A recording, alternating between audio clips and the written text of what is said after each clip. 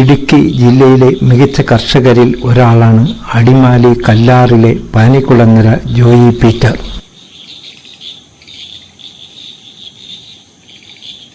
1959 ആലുവ കുറ്റിപ്പുഴയിൽ നിന്ന് കല്ലാറിലെത്തിയ കൃഷിസ്നേഹി ഏലം, കുരുമുളക് കൃഷിക്കാണ് ആദ്യഘട്ടത്തിൽ മുൻതൂക്കം നൽകിയിരുന്നത്. ഏലത്തിന് തണലേകാൻ പ്ലാവും സിൽവർ റോക്കുമായിരുന്നു കൂടുതൽ. പരീക്ഷണമെന്ന നിലയിൽ ഏലത്തിന് തണലേകാൻ ജാതി കൃഷിയും തുടങ്ങി. ആദ്യഘട്ടത്തിൽ ജാതിയിൽ നിന്ന് വിളവ് കാര്യമായി ലഭിച്ചില്ല. പിന്നീട് മികച്ച വിളവ് കിട്ടിത്തുടങ്ങി. ഏലത്തിന് തണൽ ആവുകയും ചെയ്തു. ഏലത്തിന് തണലാവുന്നതോടൊപ്പം ജാതിയിൽ നിന്ന് മികച്ച വിളവും ലഭിച്ചു തുടങ്ങി. അധിക വരുമാനത്തിന് ഇത് സഹായകമായി. ഏലത്തിനിടയ്ക്ക് നമ്മൾ ജാതി കൃഷി ചെയ്യുമ്പോൾ ഇത് ജാതി മാത്രമല്ല, ഇതിനകത്ത് തെങ്ങുണ്ടായിരുന്നു, അടയ്ക്കാമരമുണ്ട്, കുരുമുളകുണ്ട്.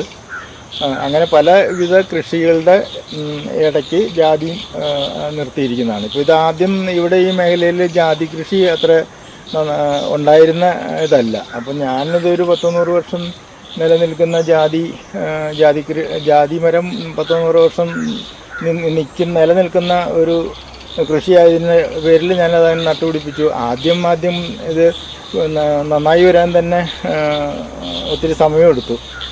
മഞ്ഞ് വരുന്ന സമയത്ത് ഇതിൻ്റെ ഇലയെല്ലാം പൊഴിഞ്ഞു പോകും. അപ്പോൾ അതിന് ഷെയ്ഡ് കൊടുക്കേണ്ടി വന്നു. അതെല്ലാം കഴിഞ്ഞ് അങ്ങനെ കയറി വന്നു. ജാതിക്ക ഉണ്ടായി കഴിഞ്ഞപ്പോൾ ആ ജാതിക്ക മൂക്കുന്നതിന് മുമ്പ് തന്നെ പൊട്ടിപ്പോകുമായിരുന്നു. അങ്ങനെ അത് വീണ് പോകും. പിന്നെ കുറച്ച് കാലങ്ങൾ കഴിഞ്ഞപ്പം 4-5 വർഷം കഴിഞ്ഞപ്പോഴേക്കും നല്ല ജാതിക്ക ഉണ്ടാകാൻ തുടങ്ങി. പൂ കുറച്ചുകൂടി മെച്ചുറായിട്ട് അത് മൂത്തതിന് ശേഷം തന്നെ പൊട്ടാനൊക്കെ തുടങ്ങി. ഇപ്പോൾ നല്ല വിളവ് നമുക്ക് ലഭിക്കുന്നുണ്ട്. ഈ മേഖലയിൽ നമുക്ക് ഏറ്റവും കൂടുതൽ ഇവിടെയാണ് ജാതി കൃഷി. കല്ലാർ മേഖലയിൽ ജാതി കൃഷി കൂടുതലുള്ളത് നമുക്കാണ് കൂടുതൽ.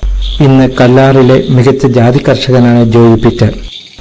കൊറോണ മഹാമാരി മൂലം ജനം വലയുമ്പോഴും കാർഷിക രംഗത്ത് സജീവമാണ് ഇദ്ദേഹം. കേരളത്തിലെ ജാതി കർഷകരുടെ പ്രിയ ഇടമാണ് കാലടി. ആദ്യ കാലഘട്ടങ്ങളിൽ കാലടിയിലായിരുന്നു ജാതി കൃഷി ഏറ്റവും കൂടുതലുണ്ടായിരുന്നത്.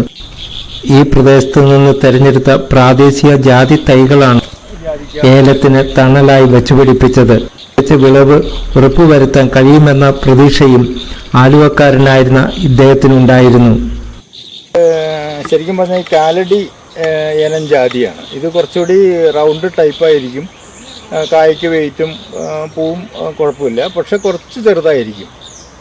അതാണ് ഈ വെറൈറ്റിയുടെ ഒരു പ്രത്യേകത. നിറച്ച് കാ പിടിക്കും. എണ്ണത്തിൽ കൂടുതൽ കായ ഉണ്ടാവും.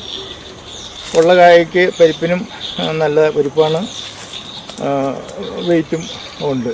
പക്ഷേ നമ്മുടെ ഇതിനകത്ത് നിൽക്കുന്നതിൽ കൂടുതലും മറ്റ് ലോങ് ടൈപ്പും ഒക്കെ ആയിട്ടുള്ളതാണ്. അതിൻ്റെ കായയും വലുതായിരിക്കും, പത്തിരിയും നിറച്ച് നല്ല വലിപ്പവും തൂക്കമുള്ളതാണ്. പൊതുവെ തണുപ്പുള്ള കല്ലാറിൽ ജാതികൾക്ക് പ്രത്യേക പരിചരണങ്ങൾ ഒന്നും തന്നെയില്ല. ഏലത്തിന് ചെയ്യുന്നതെല്ലാം തന്നെ ജാതികൾക്കും ചെയ്തു വരുന്നു. ഇതിലൂടെ അധിക ആദായം ഇന്നും ലഭിക്കുന്നുണ്ട്. എല്ലാ വർഷവും ചിലപ്പോൾ നനയ്ക്കേണ്ടി വരില്ല. അതിപ്പോൾ ഏലത്തിന് നനയ്ക്കേണ്ടി വരുന്ന വർഷങ്ങളിൽ ഏലത്തിന് കൊടുക്കുന്നത് പോലെ തന്നെ ഇപ്പം ട്രിപ്പ് കൊടുത്തിട്ടുണ്ട്. ഇത് മിസ്റ്റ് ഇറിഗേഷനാണ് ഇപ്പോൾ ഇത് കൊടുത്തിരിക്കുന്നത്. നേരത്തെ ട്രിപ്പ് ഉണ്ടായിരുന്നു, അത് അത്ര ഫലവത്തല്ലാത്തതിൻ്റെ പേരിൽ അത് മാറ്റിയിട്ട് ഇപ്പോൾ ഇത് മിസ്റ്റ് ഇറിഗേഷനാണ് കൊടുത്തിരിക്കുന്നത്. അപ്പോൾ മറ്റ് ഏലത്തിന് നനയ്ക്കുന്നത് പോലെ തന്നെ ജാതിക്കും അതിൻ്റെ കൂട്ടത്തിൽ നന കൊടുക്കാറുണ്ട്. പിന്നെ വളപ്രയോഗം മറ്റ് കൃഷികൾക്ക് ചെയ്യുന്ന കൂട്ടത്തിൽ തന്നെ ജാതിക്കും ചെയ്യുന്നു. അതിനകത്ത് അഡീഷണലായിട്ട് അതിന് വേണ്ട എന്തെങ്കിലും പൊട്ടാഷോ എന്തെങ്കിലും കൂടുതൽ ആവശ്യം ഉണ്ടെങ്കിൽ അത് കൊടുക്കും. പിന്നെ ജൈവവളമാണ് കൂടുതൽ നമ്മൾ ചെയ്യുന്നത്.